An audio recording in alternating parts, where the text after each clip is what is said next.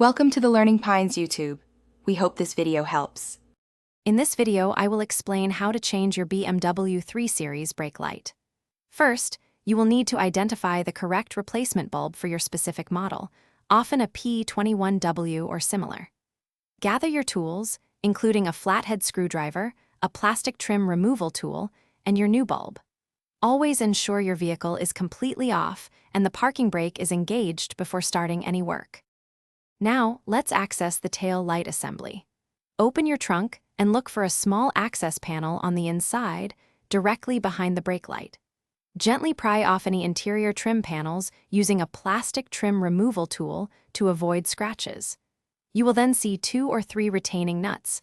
Carefully unscrew these to loosen the entire light assembly from the vehicle body. With the retaining nuts removed, gently pull the entire tail light assembly straight out from the vehicle. Be careful not to force it. Once you have access, locate the specific bulb holder for the brake light. Twist this holder counterclockwise to release it.